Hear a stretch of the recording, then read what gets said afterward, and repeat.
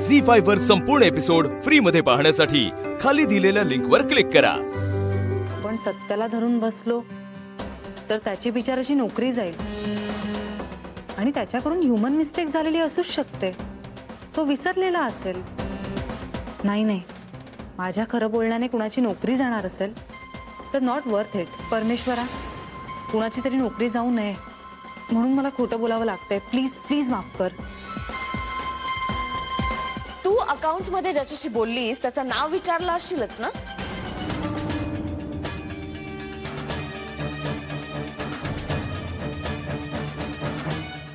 तुमच्या सरांना जरा निरोप द्याल? त्यांचं चेकबुक आलेलं आहे। नाही म्हणजे तुम्ही कलेक्ट कराल का? मी इथून कोणाला पाठवू? नाही, मी स्वतः येऊन जाईन ना। Are you sure? या शुअर। तुमचं नाव काय म्हणाला? आणि अकाउंटंट म्हणा। अगं काय विचारतेय मी? त्याचं नाव काय? नाही, मला आठवत नाहीये।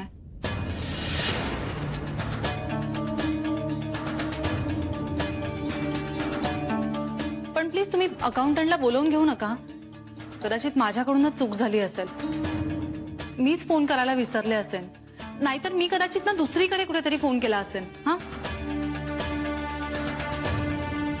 तुला नाव सांगता येत नाही याचा अर्थ कळतो तुला?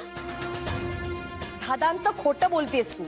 क्षणभर का होईना पण तुझ्याबद्दल कौतुक वाटलं होतं मला। कणखर स्त्रिया आवडतात मला, पण ते कौतुक एक क्षणभरही टिकू दिलं नाहीस तू।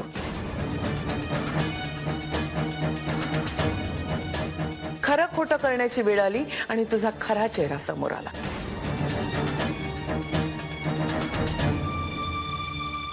एका क्षणात या बोटावरचं त्या बोटावर केलंस तू।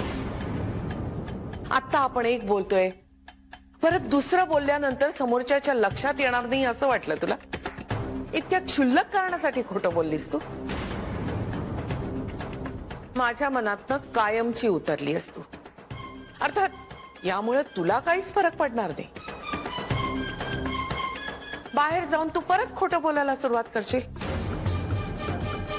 माझ्याकडे कामाला असतीस तर केव्हाच कामावरून काढून टाकलं असतं तुला। जा तू आणि आयुष्यात परत मला तोंड दाखवू नकोस।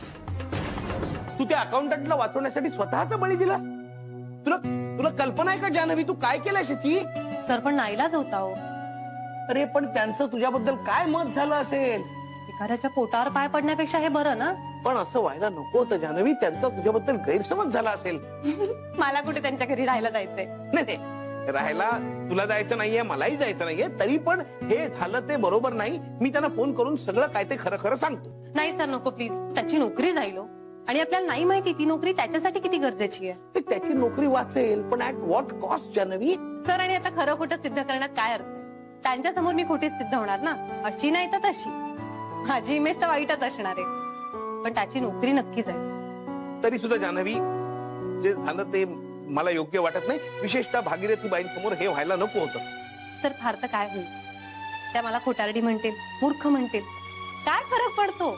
एखाद्याची नोकरी वाचणं हे जास्त महत्वाचं ना सर। आणि समजा मी खरी हे सिद्ध झालं आणि त्याची नोकरी गेली तर ते गिल्ट जास्त असेल ना माझ्यासाठी?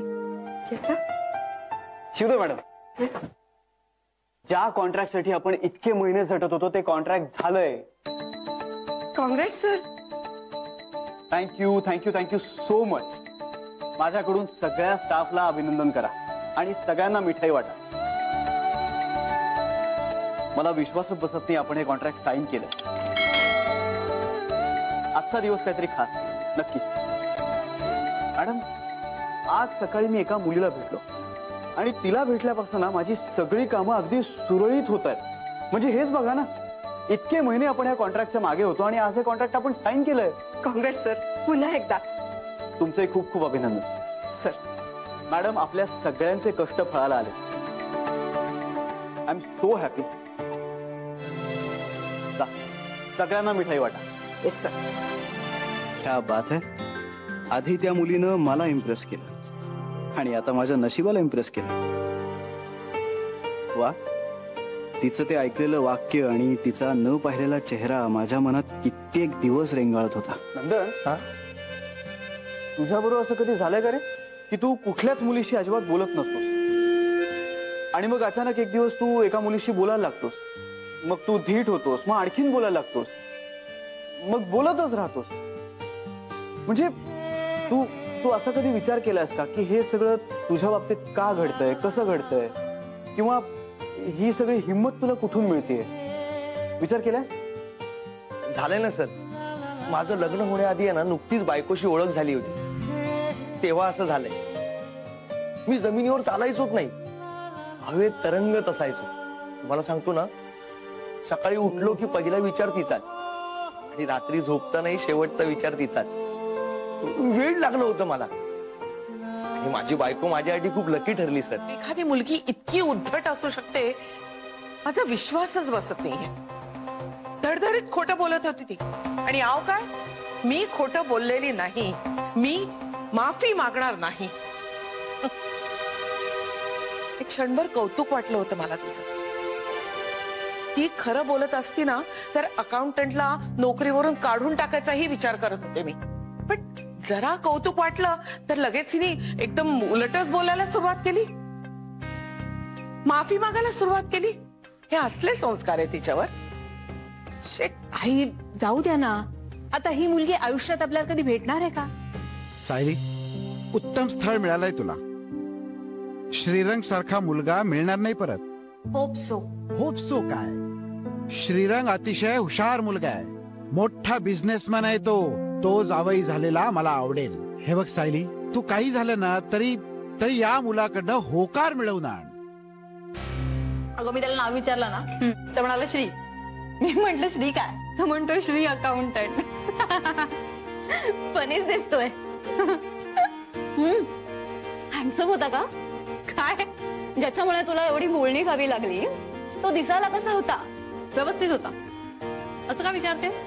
नशीब, नाहीतर तुझं बोलणी खाणं वाया गेलं असतं ना. Shut up Geeta. अरे कम ऑन यार, मी माझ्याकरता विचारते. मी माझा बॉयफ्रेंड बदलण्याचं ठरवलंय. हा, तुझ्या टाईपचा अजिबातच नाहीये तो. विचार वगैरे करणारा वाटला. ओह माय गॉड, मग झेपणार नाही. विचार करणं हे तुझं डिपार्टमेंट आहे, तो तूच ठेव त्याला. Any problem? No sir. Sir या Sayali madam. Have you met before? नाही, आपण आज पहिल्यांदाच भेटतोय. नाही, त्यांना भागीरथी मॅडमनी पाठवलंय. अच्छा. Hi, I am Sayali. Hi, I am Shrirang. आपण तुझ्या केबिन मध्ये जाऊन बोलूया. हरकत नाही. मला एक महत्वाची मीटिंग आहे, so just make it short. Okay okay, yeah. This वे. तुमच्या घरात खूप बायका आहेत नाही?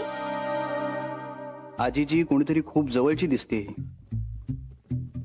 हो. सफोकेट नाही होत? नो, आवडतात मला. In fact I love to be with them. मला पण त्या आवडल्या. तुला कशा मुली आवडतात? काय? ओके, तुला कशा स्त्रिया आवडतात? हे तुम्ही का विचारताय मला? नाही, असंच सांग ना प्लीज. काय नम्र, शांत, समंजस. I am very humble, understanding and peace loving person. वाह, ग्रेट.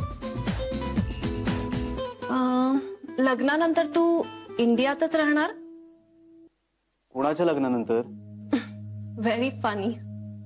एक्सक्यूज मी, मी आजवर स्वतःला जेवढे प्रश्न विचारलेले नाहीत ना तेवढे प्रश्न तुम्ही मला विचारताय. Forget it. Oh shit. You idiot pig! Are you out of your mind? Sorry madam. Idiot बघतोयस काय माझ्याकडे? टिश्यू दे मला. Cool down. हे काय त्यांनी मुद्दामून नाही केलंय. अरे टिश्यू दे मला. टिश्यूमुळे खूप जंगल तोड होते, म्हणून साहेब टिश्यू वापरत नाही. It's pathetic. नंदन, जा तू. सॉरी. तू टिश्यू न वापरण्याने जंगल वाचणार आहेत का? सगळ्यांनी तसा विचार केला तर कसं चालेल? कोणीतरी चांगला विचार करायलाच पाहिजे ना. And I love to do it. At least रुमाल तरी दे ना. सॉरी, एक्सक्यूज मी, रुमाल ही माझी पर्सनल गोष्ट आहे, मी तुम्हाला नाही देऊ शकत ती.